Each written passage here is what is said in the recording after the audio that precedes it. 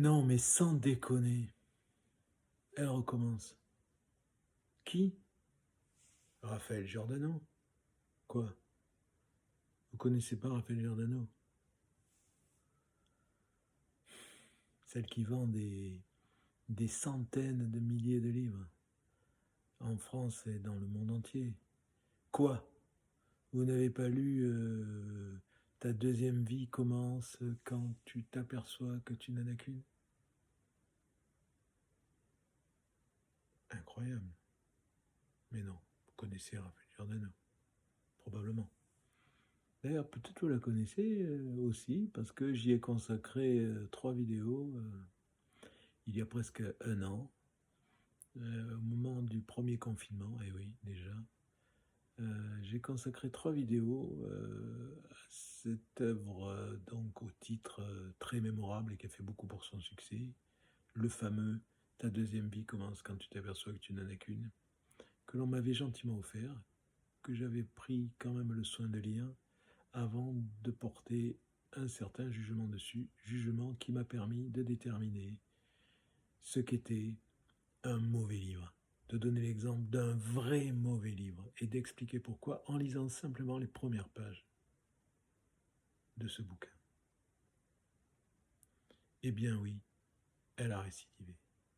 Elle vient de sortir un livre dont on voit la couverture un peu partout, dans nos villes diverses et variées, dans les kiosques, dans les lieux de vente de bouquins. On la voit elle aussi d'ailleurs devant la couverture. Ce livre s'intitule Le bazar du zèbre à pois.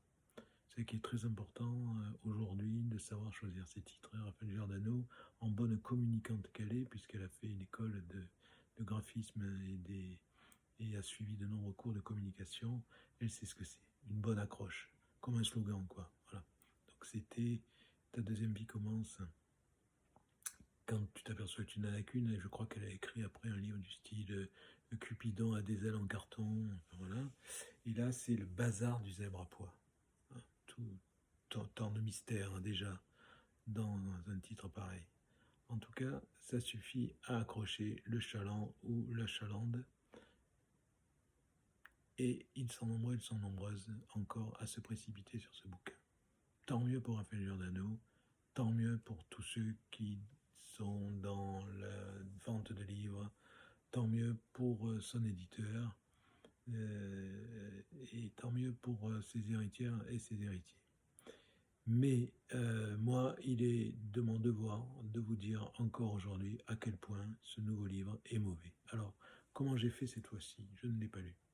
Ah, vous allez dire, voilà, il triche, il ose parler d'un livre qu'il n'a pas lu. Eh bien non, j'ai appliqué la méthode de Ford Madox Ford, la méthode de la page 99. Quoi, vous ne connaissez pas non plus la méthode de la page 99? Quoi, vous ne connaissez pas non plus Ford Madox Ford? Bon, c'est possible que vous avez le droit de ne pas connaître Ford Madox Ford, écrivain britannique du début du XXe siècle, qui avait eu cette idée en tant que critique littéraire un jour de suggérer que la seule lecture de la page 99 pour un roman, pour une œuvre de fiction, une narrative, pouvait suffire à donner en tout cas une bonne idée de l'ensemble du livre en termes de qualité et peut-être aussi nous inciter à le lire ou non. Eh bien, c'est ce que j'ai fait cette fois-ci en prenant en photo subrepticement la page 99. J'ai en quelque sorte dérobé cette page 99 et d'ailleurs la page 100 et 101 aussi, donc j'ai osé aller un peu plus loin que la simple page 99 qui est pour le coup une page de début de chapitre en plus, ça tombait bien. Raphaël Giordano évidemment n'a pas fait exprès, il ne doit pas savoir qu'il y a une espèce de fou furieux qui quelque part applique cette méthode à son livre. Elle s'en fout d'ailleurs, et puis elle a bien raison. Moi, voilà, je fais ça pour la haute mission, n'est-ce pas, qui m'incombe, que de vous apprendre à séparer le bon grain de l'ivraie, c'est-à-dire la bonne littérature de la mauvaise. Ben oui, je suis comme ça. Voilà, je crois que la vie est trop courte et on aime trop la littérature pour s'embêter à perdre du temps avec des choses qui n'en valent pas la peine. Donc, qu'en est-il de cette page 99? Je lis. Arthur sort du collège, morose. Il s'appelle Arthur, personnage principal, je suppose. Et il est collégien. Une sale journée de plus dans l'enceinte scolaire. Une sale journée de plus dans l'enceinte scolaire. Ce qui veut dire que le reste du temps, déjà, c'est pas joujou. Et vous allez voir que la charge contre l'éducation nationale et les profs, elle est bien lourdingue. Et je ne sais pas si ça ne relève pas d'une forme de souvenir d'un traumatisme peut-être infligé à un fiston de Raphaël Giordano. Vous allez voir. Il s'est encore fait allumer par le prof principal. Allumé, hein, allumé entre guillemets quand même. Devant tout le monde, qu'il a humilié avec des paroles blessantes. Tout ça pour 2 exercices oubliés, point d'exclamation. Le prof n'a même pas vu tous les efforts qu'il a fait pour se mettre au travail depuis une semaine. C'est toujours la même histoire, ce n'est jamais assez. Voilà, elle écrit comme elle écrirait au prof lui-même, comme elle enverrait un mail aujourd'hui au prof pour se plaindre. Voilà, c'est toujours la même histoire. Il ne voit pas les efforts que fait le petit Arthur, n'est-ce pas, dont on se doute qu'il est probablement un poète incompris ou un artiste incompris avec un tel prénom qui évoque bien sûr Arthur Rimbaud, notre poète météorique adolescent. Il avait pourtant commencé la semaine plein de bonnes intentions, boosté par son passage au bazar du zèbre à pois. Donc on comprend tout de suite, dès cette page 99, vous voyez à quel point la page 99 est riche de signification, comme l'imaginait Ford Madox Ford qui disait que on est à un moment du livre, en général à page 99, on n'est pas vraiment au milieu, on est à la fin du premier tiers, en livre ayant en moyenne, en général 250-300 pages. On est à un moment du livre où les choses sont déjà suffisamment quand même installées, les personnages, les situations, donc on peut entrer dans le cœur du livre en quelque sorte. Et là, nous avons compris que le bazar du zèbre à pois, c'est une boutique où se trouve une certaine personne qui s'appelle Basile, on va le voir dans la phrase d'après, et qui va redonner confiance au petit Arthur. Bref, on a tout compris, comme quoi, en une page, le livre est bouclé, et comme le style est nul, on se doute que le message du livre, c'est vous avez tous un talent caché et il suffit de le révéler à vous-même. Autrement dit, c'est encore une fois une sorte de leçon type développement personnel, mais qui prend la forme d'un récit. Inutile de lire le récit, vous avez compris la leçon, vous l'appliquez ou vous l'appliquez pas d'ailleurs, mais en tout cas, je pense que vous pouvez passer votre chemin en tant que quête d'une œuvre littéraire. Je lis la suite. Outre la fierté d'avoir gagné de l'argent en faisant du business honnête, il avait eu l'occasion de montrer son bouc de graffeur à Basile. Alors, donc Arthur, évidemment, n'est pas poète. Aujourd'hui, les poètes, ce sont les graffeurs. Et c'est un petit graffeur qui a un gros potentiel artistique, probablement. Arthur avait appréhendé ce moment, car même s'il ne l'avouerait pas sous sa carapace, il se savait très avif, hypersensible à la critique. Très avif, hypersensible à la critique. Un préado dans toute sa splendeur. En général, Jean-Raphaël Giordano dit les choses avec les premiers mots qui lui viennent, c'est-à-dire les premiers mots qui viennent à tout le monde. Donc, elle dit les choses comme tout le monde les dirait, c'est-à-dire qu'elle fait tout sauf de la littérature. Arthur avait apprécié la façon dont Basile l'avait mise à l'aise. Il semblait comprendre spontanément combien il est difficile de se mettre à nu en montrant ses créations. Il a déjà les coquetteries de l'artiste, le petit Arthur. Il n'en avait fait ni trop ni pas assez. Arthur n'aurait pas aimé qu'il soit dégoulinant de gentillesse. Il ne supportait pas l'idée qu'on veuille l'aider par compassion pour ses échecs scolaires. Il était peut-être nul à l'école, probablement, mais il avait sa fierté. Heureusement, Basile était resté sobre tout en lui accordant, l'air de rien, un vrai temps d'attention. Vous avez bien compris, donc Basile, le bazar. Bazar du zèbre à pois. À bien y réfléchir, un temps comme Arthur n'en avait pas même connu avec son père. Alors ça, c'est la profondeur psychologique que nous installe aussi, que nous apprend Raphaël Giordano, probablement problème dans le passé avec son père. Et le Basile va probablement redéfinir une figure de père de substitution. Et d'ailleurs, ce père, ou ce Basile plutôt, est appelé le boss du zèbre, carrément. Là, on est un peu plus dans la mafia, mais enfin, c'est le boss. Le boss du zèbre s'était montré très encourageant sur son potentiel artistique. La phrase qui suit est jordanesque à souhait. il avait ressenti l'équivalent d'une bouffée d'oxygène qui arrive à 100 mètres sous l'eau. Il avait ressenti l'équivalent d'une bouffée d'oxygène qui arrive à 100 mètres sous l'eau. 100 mètres sous l'eau, c'est profond quand même, pour une bouffée d'oxygène. Et puis avec une bouffée d'oxygène à 100 mètres sous l'eau, on va quand même avoir du mal à remonter. Enfin, en tout cas moi personnellement, ça me serait difficile, surtout qu'en général je ne dépasse pas les 30 cm sous l'eau et que j'ai déjà besoin d'une bouffée d'oxygène. En tout cas là, la comparaison est très jordanesque, c'est-à-dire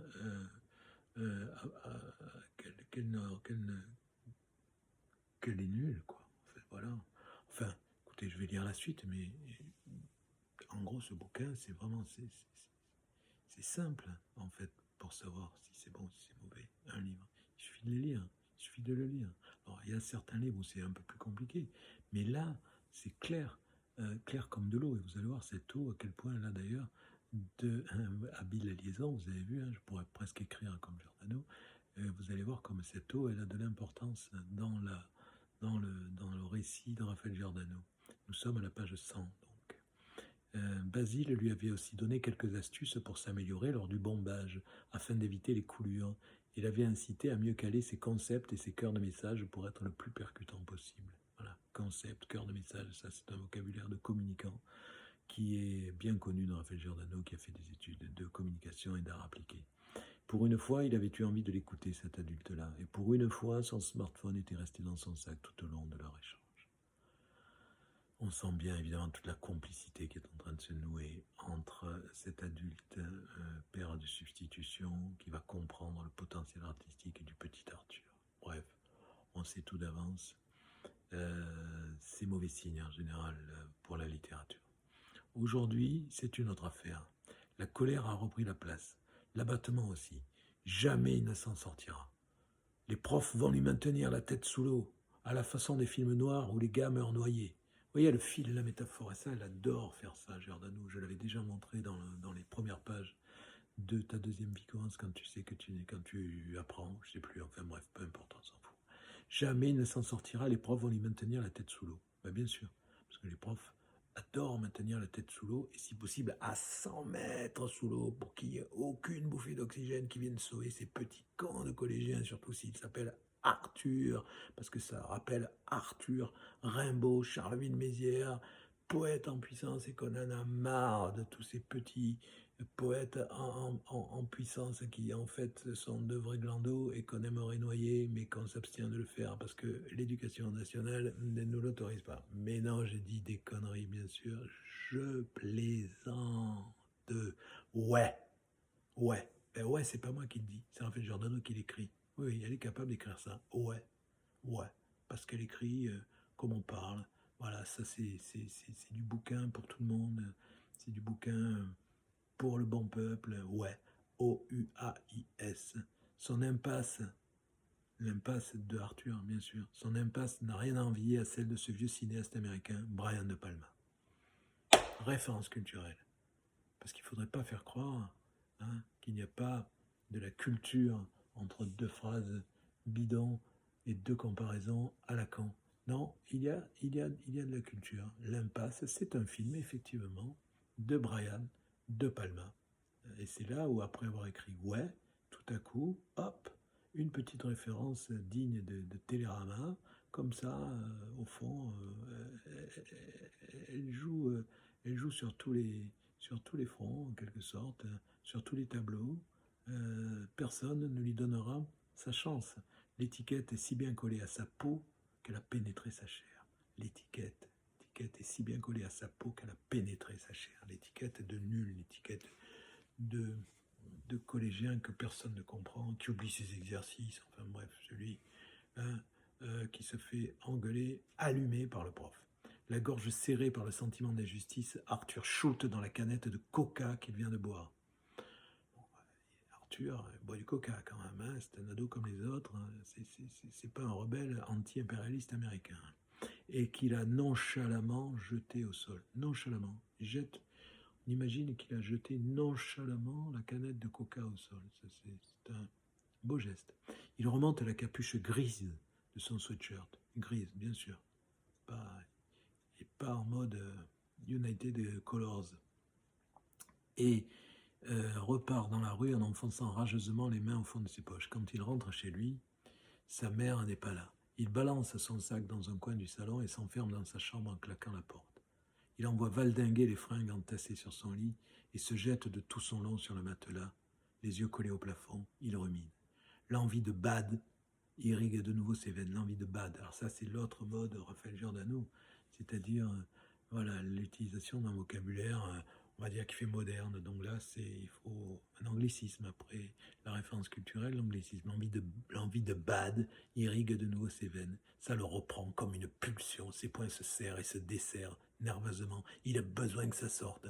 Impuissant face au système, tout le système représenté en l'occurrence là surtout par les profs, ces espèces de cons de profs qui représentent le système. Il a l'impression d'un nœud coulant autour de sa gorge, vous voyez, donc les profs, soit le noient, soit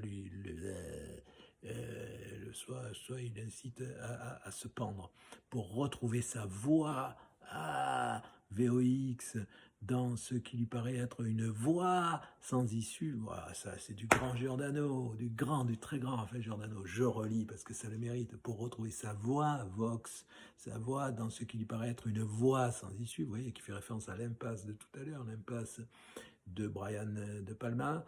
Un seul moyen à sa disposition, l'art de rue. Mu par un élan irrépressible, Arthur bondit hors du lit et s'empare de son sac de matériel. Et le voilà, on imagine, partir. Le voilà parti dans la rue pour prouver de quoi il est capable à ces cons de profs qui ne rêvent que d'une chose, le noyer ou le pendre. Voilà. Bon, en tout cas, moi, je ne rêve que d'une chose, c'est de noyer ou de pendre Raphaël Giordano. Non, je plaisante, bien sûr. Je lui souhaite beaucoup de succès. Je sais qu'il y a de fortes chances que le succès soit au rendez-vous grâce à toutes les lectrices et tous les lecteurs qui connement vont acheter ce bouquin et qui vont contribuer à cette somme faramineuse de droits d'auteur que va toucher Raphaël Giordano et qui évidemment me rend jaloux. Mais bien sûr, c'est ça le truc. Je suis extrêmement jaloux de sa réussite et c'est pour ça que je m'amuse à faire cette chronique pour me défouler de ma rage. Non, je rigole aussi, vous vous en doutez. Je n'ai pas de rage et je suis fort tranquille et bien dans mes baskets et dans mes autres chaussures aussi, comme pourrait l'écrire Raphaël Giordano. Je suis bien, simplement, j'aimerais qu'on sache que Raphaël Giordano ne fait pas de la littérature. Elle fait des livres. Elle a le droit, on n'est pas obligé de toujours faire de la littérature, on n'est pas toujours obligé même de faire de bons livres. Mais en tout cas, il est important de le savoir et d'essayer, si possible, de choisir la qualité, parce que, je le répète, la vie est trop courte pour s'emmerder à lire de la merde. Ciao, ciao!